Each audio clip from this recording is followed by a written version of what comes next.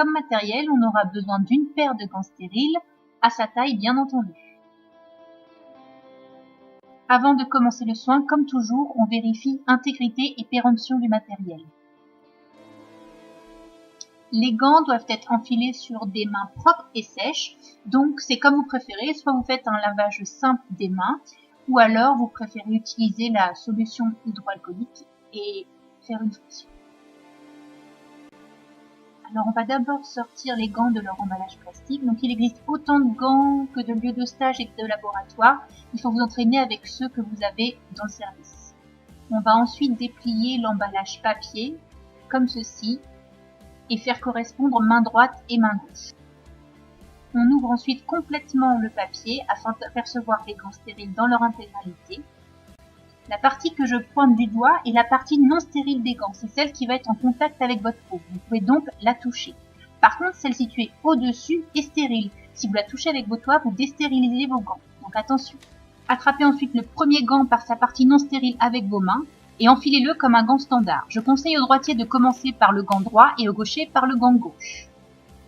Attrapez le deuxième gant par sa partie non stérile avec votre main non gantée. Serrez ensuite la partie stérile de votre main gantée à l'intérieur du gant opposé qui est lui aussi stérile. Vous pouvez ensuite ajuster vos gants pour être le plus à l'aise possible pendant le soin. Un petit conseil, prenez des gants à votre taille, sinon ça va être un calvaire pour les enfiler. Et s'ils sont poudrés, lavage des mains à l'ablation des gants et pas de solution hydroalcoolique. Donc aujourd'hui j'ai la chance d'avoir un adaptable, donc on pratique d'abord une désinfection de surface avec du Surfagnos ou un désinfectant type.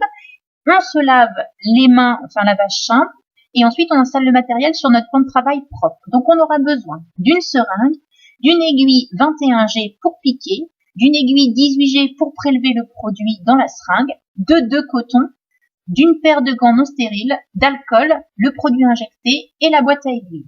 Donc moi je vais vous faire le soin avec du sérum physiologique, ça s'injecte pas en IM mais j'avais que ça malheureusement. Donc quel que soit le médicament, vous surveillez la date de péremption. Vous ouvrez l'emballage de la seringue en la laissant dans la partie plastique transparente. Vous ouvrez ensuite l'aiguille 18G, vous retirez l'emballage et vous l'adaptez au bout de votre seringue. Et ensuite, vous prélevez le produit. Donc ça peut être soit une poudre à reconstituer avec un solvant, soit directement un produit. Donc vous faites attention en le prélevant à ne pas toucher le piston avec vos doigts, bien entendu. Donc comme vous voyez là, mon doigt ne touche absolument pas le piston et vous videz ensuite les éventuelles bulles d'air qui sont dans votre seringue. Vous enlevez ensuite l'aiguille que vous mettez dans la boîte à aiguilles et vous adaptez la seconde aiguille 21G qui, elle, va vous servir à piquer et donc à injecter le produit dans le muscle du patient. Vous enfilez ensuite vos gants non stériles. Vous avez deux petits cotons qui sont prévus depuis le début du soin. Vous en imbibez un d'alcool et vous en gardez un sec qu'on utilisera après que l'injection ait été faite. Donc voilà, pareil, vous surveillez la date de péremption d'alcool avant de l'utiliser, bien entendu. Donc là, la préparation est terminée, il ne reste plus qu'à piquer le patient.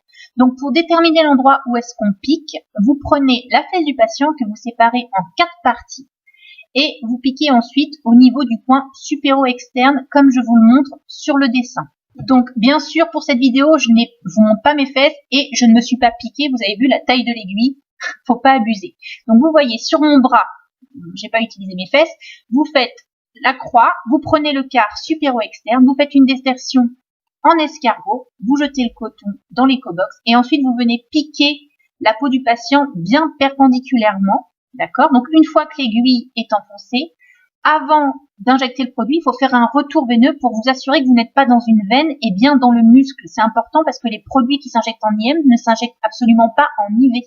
Vous allez voir ensuite, je vous montre comment je fais de profil, vous allez mieux vous en rendre compte. Donc là, l'aiguille est enfoncée.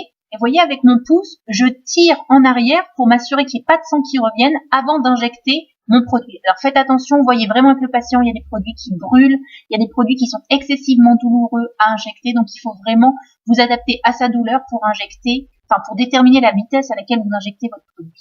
Ensuite, avec le petit coton sec, vous massez à la demande du patient, vous enlevez l'excédent de sang parce que parfois ça peut saigner, vous jetez la compresse, vous vous débarrassez de l'aiguille dans la boîte à aiguilles, et enfin, vous jetez seringue et gants non stériles dans le container, enfin la poubelle prévue à cet effet. Et ensuite, comme à la fin de chaque soin, pour procéder à un lavage simple des mains.